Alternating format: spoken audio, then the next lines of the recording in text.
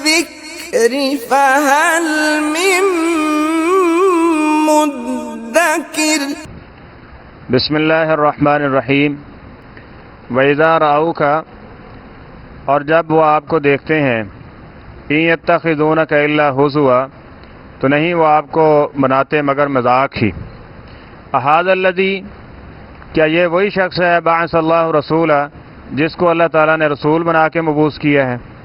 ان کا قریب تھا لَيُضِلُّنَا، کہ یہ ضرور ہمیں بھٹکا دیتا، گمراہ کر دیتا، عن آلہتنا، ہمارے معبودوں سے، لولا ان صبرنا علیہا، اگر ہم ان پر سختی سے جمے نہ رہتے، وسوف تعلمون، اور ان قریب یعلمون، وہ جان لیں گے، حین یرون العذاب، جب وہ عذاب کو دیکھیں گے، من اضل سبیلا، کہ رستے سے بھٹکا ہوا کون ہے۔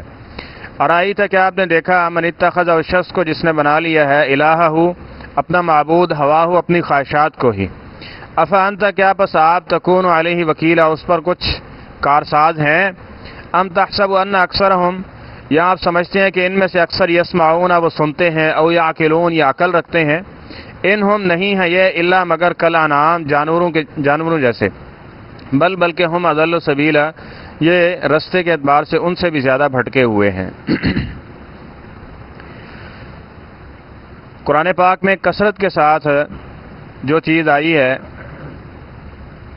جس سے روکا گیا ہے، یعنی ان میں سے ایک چیز یہ ہے کہ اللہ کی آیات اور اس کے جو شاعر ہیں نا، اس کا مذاق نہیں بنانا، جس میں انبیاء کرام بھی ہیں، اللہ تعالیٰ کی آیات بینات بھی ہیں، اس کے احکامات بھی ہیں، اسی طرح اس نے جو چیز بطور نشانی تمہیں عطا کر دی ہے، جس طرح صالح علیہ السلام کو کہا گیا کہ اپنی قوم کو کہہ دو کہ یہ اب اونٹنی ہے، لا تمسوها بسوء، اس کی تم نے بے حرمتی نہیں کرنی، اس کو تکلیف نہیں پہنچانی ہے، ٹھیک ہے۔ یہ ایک ان کے نزدیک ایک ان کے لیے، قوم کے لیے ایک شاعر اللہ تعالیٰ کی ایک نشانی ذکر کر دی گئی تھی، لیکن انہوں نے اس کے ساتھ کیا، اور جناب صالح علیہ السلام ان کا بھی مذاق اڑایا، تو پھر ان کے ساتھ کیا ہوا۔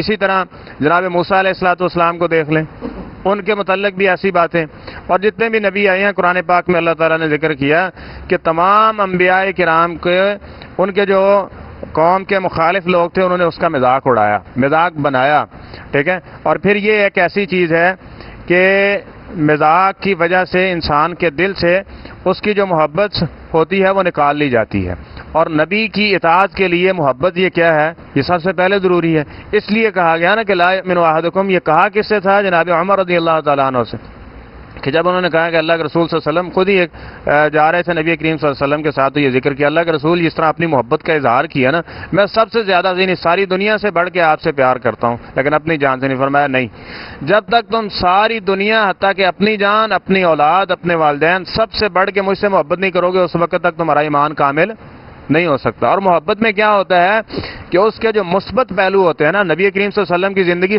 ساری مثبت پر ہے، اس لیے کہا لقد کان لکم فی رسول اللہ اسوۃ حسنہ۔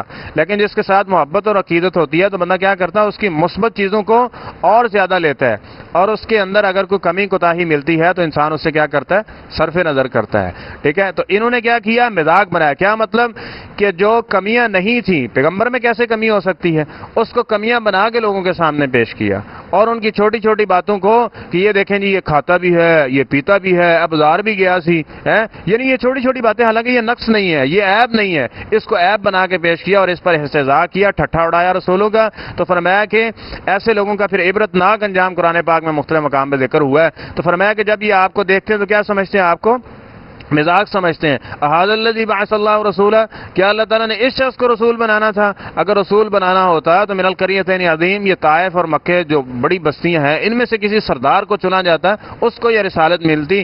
تو اسی طرح جب نبی کریم صلی اللہ علیہ وسلم مدینے میں آئے تھے تو یہودیوں نے بھی یہی اعتراض کیا تھا نا کہ اللہ تعالیٰ نے یہ کیا کیا، بنو اسرائیل سے جو ہے وہ نبوت اٹھائی اور بنو اسماعیل میں رکھ دی۔ یہ اس حسد کی وجہ سے وہ ایمان نہیں لائے، وگرنہ فرمایا کہ وہ بچوں کی طرح جانتے تھے نبی کریم صلی اللہ علیہ وسلم کو، جس طرح اپنے بچوں کے بارے میں ان کو یقین ہوتا ہے نا، اس طرح جانتے تھے کہ نبی علیہ الصلوۃ والسلام سچے ہیں۔ لیکن کہا کہ یہ اس سے آ گیا، تو اللہ تعالیٰ نے اس کا جواب یہ دیا کہ اللہ کا فضل تمہارے ہاتھ میں ہے، اللہ کا فضل اسی کے ہاتھ میں ہے، وہ جس کو چاہے عطا کر دیتا، اس کے لیے وہ تم سے پوچھنے کا یا مشورہ لینے کا محتاج نہیں ہے۔ یہ اللہ کا فضل ہے، اللہ تعالیٰ جس کو چاہے عطا کر دیتا ہے۔ اور پھر آپ مکے کی جو زندگی ہے نبی کریم صلی اللہ علیہ وسلم کی، اس میں مشاہدہ کر لیں، بڑے بڑے سردار ہیں، ان کے بارے میں نبی کریم صلی اللہ علیہ وسلم نے اور قرآن پاک نے ان کے لیے دوزخ کی اور جہنم کی بشارتیں دی ہیں. تبت یدا ابی لہب و تب، ابو جہل ہے، ابو لہب ہے، اور اسی طرح عتبہ اور شیبہ ہے جو بدر کے کنویں میں پھینکے گئے، اور دوسری طرف غلام ہیں بیچارے، وہ جنت کے سردار بنے بیٹھے ہیں، اور جنتی جو ہیں وہ شہزادے ہیں. اللہ تعالیٰ نے ان کو یہ نعمتیں عطا کر رکھی ہیں. تو کس وجہ سے؟ کہ یہ لوگ جو تھے یہ نبی کریم صلی اللہ علیہ وسلم کا مذاق بناتے اور رسول اللہ صلی اللہ علیہ وسلم کی بات ماننے کے بجائے استہزاء کرتے تھے، جس کی وجہ سے اللہ نے دنیا آخرت میں ان کو رسوا کر دیا. اور کہتے کیا؟ ان قاد لیضلنا عن آلہتنا لولا ان صبرنا علیہا، ہم تو مضبوطی سے اپنے پیو دادے کے دین کے اوپر ڈٹے ہوئے ہیں، اگر ہم اس کام کے اوپر مضبوطی اختیار نہ کرتے، اتنا کچھ یہ جو ہم نے کیا محمد صلی اللہ علیہ وسلم کے خلاف لوگوں کو ابھارنا، آپ پہ پابندیاں لگانا، آپ کو شیب ابی طالب میں معصور کرنا، آپ کو تکلیفیں دینا، کہتے ہیں اگر ہم یہ کام نہ کرتے، یہ چالیں نہ چلتے، تو اس نے کیا کرنا تھا؟ سارے مکے والوں کو گمراہ کر دینا تھا. ٹھیک ہے، اس لیے ہم نے یہ رکاوٹیں کھڑی کی ہیں، تو کچھ نہ کچھ ہم نے اپنا عقیدہ بچا لیا. اس لیے یہ چیز بھی سمجھیں. بسا اوقات ایسے بھی ہوتا ہے انسان بالکل غلط رستے کے اوپر ہوتا ہے لیکن وہ اپنے آپ کو حق سمجھ رہا ہوتا ہے. جس طرح ہماری اکثر عوام کو یہ بتا دیا گیا ہے کہ شرک کرنے سے، یعنی غیر اللہ کی عبادت کرنے سے، ان درگاہوں سے ہی تمہیں جنت ملے گی.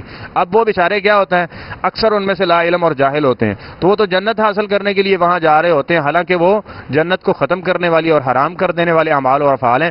ان کو بات سمجھانا، سلجھانا، اس کے لیے کیا ہے کہ انسان اپنا جو سمجھ کا، غور و فکر کا اور سننے کا یہ جو پہلو ہے نا، اس کو وسیع رکھے.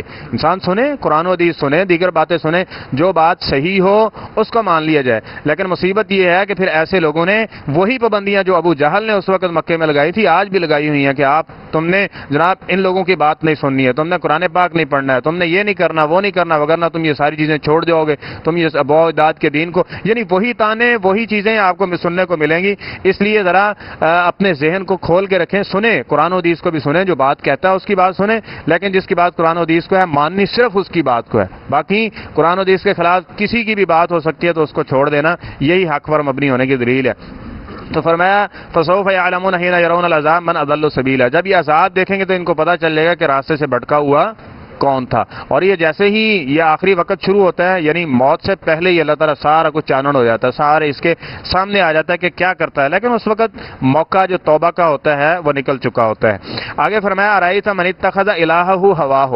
اب یہ دیکھیں گمراہی کہاں سے شروع ہوتی ہے. جس طرح اکثر بات قرآن پاک میں یہ آ رہی ہے کہ اس چیز سے بچنا ہے، وہ کیا ہے کہ جو شخص اپنا معبود اپنی خواہش نفس کو ہی سمجھ لیتا ہے. خواہش نفس کی عبادت کرنے کا مطلب کیا ہے؟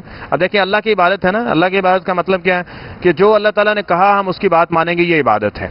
ٹھیک ہے، یہ عبادت ہے. مثلا یہ حلال ہے جی، یہ آپ نے کھانا، یہ بھی عبادت ہے. یہ حرام ہے، یہ آپ نے نہیں کھانا، یہ بھی عبادت ہے. ٹھیک ہے، تو اس لیے اللہ تعالیٰ کی، اور یہی بات تھی یہودیوں کے اندر. نبی کریم صلی اللہ علیہ وسلم نے قرآن پاک میں جب سورۃ توبہ کی آیت آئی نا کہ تم نے ان کو رب بنا لیا، ہم نے کہا ہم نے تو رب بنایا ہی نہیں. رب کیا تھا؟ فرمایا جو حلال کرتے حلال سمجھتے تھے، جو حرام کرتے اس کو حرام سمجھتے تھے، فرمایا یہ تو تھا. فرمایا یہی تو ان کو رب بنانا ہے. اور یہ آج کل رب دیکھے ہر محلے میں رب علیحدہ علیحدہ بنایا ہوا ہے کہ جو اپنی عبادت کا طریقہ، ذکر کا طریقہ، سارے طریقے بنا کے ان کو سلجھا دیے گئے ہیں، سمجھا دیے گئے ہیں کہ اسی طریقے پہ تم نے چل کے جانا ہے. تو یہ کیا ہے؟ اپنے خواہش نفس کی پیروی ہے. اور دوسری چیز اس پہ کیا ہے کہ انسان اپنی عقل کو فوقیت دیتا ہے، ترجیح دیتا ہے. جو چیز آگے بس مان لیجیے مجھے یہ سمجھ نہیں آتی، میری سمجھ میں یہ کام، یہ مسئلہ، یہ بات، یہ حکم اس طرح سے نہیں ہے. یہ تو اپنی خواہش کو رسول بنانا اور اللہ بنانے کی بات ہے نا. تو فرمایا جس نے اپنی خواہش نفس کو اپنا معبود بنا لیا، وہ کیا قرآن کو مانے گا، کیا حدیث کو مانے گا؟ اس کے لیے سمپل سی بات ہے بھئی ہم نہیں مانتے اس کو. دیکھیں علم الکلام جو پیچھے گمراہ فرقے گزر چکے ہیں، سیدھی بات تو کہتے ہیں یہ عقل کے خلاف ہے، ہم اس کو مانتے. بہت ساری حدیثوں کو رد کر دیا، آیات الہی کو رد کر دیا، تاکہ اللہ کی صفات کا انکار کر دے کہ اللہ سمیع بھی نہیں ہے، بصیر بھی نہیں ہے، حکیم بھی نہیں ہے، علیم بھی نہیں ہے.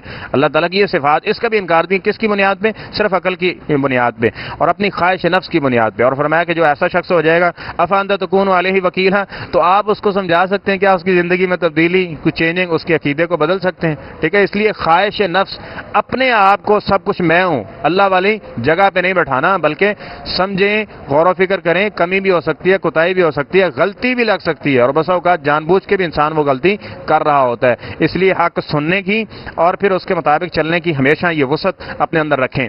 تو فرمایا ام تحسب ان اکثرهم یسمعون او یعقلون، کیا آپ سمجھتے ہیں کہ ان میں سے اکثر جو بات سنتے ہیں سمجھتے ہیں یہ غور و فکر عقل رکھنے والی قوم ہے؟ فرمایا نہیں، ان میں سے اکثر جانوروں کی مانند ہے. اب دیکھیں عقل تو سارے رکھتے ہیں، سنتے تو سارے ہیں، لیکن اللہ کی نظر میں سننے والا وہی ہے کہ جو اللہ کی باتوں کو غور سے سننے والا ہے، اور پھر عقل مند وہی ہے کہ جو ان کو سمجھ کے اس کے مطابق اپنا عقیدہ اور نظریہ بناتا ہے. جو قرآن و حدیث کے مقابلے میں کھڑا ہوا ہے، شریعت اس کو عقل مند نہیں گردانتی ہے. تو فرمایا انہم الا کالانعام، یہ تو جانوروں کی طرح زندگی بسر کر رہے ہیں، بلکہ جانوروں سے بھی بدتر ہیں. جس طرح قرآن پاک میں اللہ نے ایسے ہی لوگوں کی کتے کے ساتھ مثال دی ہے، اور فرمایا کہ جانور وہ بھی اللہ کو پہچانتے ہیں، لیکن یہ شخص ہے کہ جانوروں سے بھی زیادہ بدتر ہو گیا کہ جو اللہ تعالیٰ کے احکامات کو نہیں پہچانتا. بل ہم اضل سبیلا، بلکہ جانوروں سے بھی یہ لوگ گئے گزرے ہیں. اللہ کریم ہمیں حق کی معرفت اور اس پر استقامت نصیب فرمائے. بسم اللہ. صدق اللہ العظیم.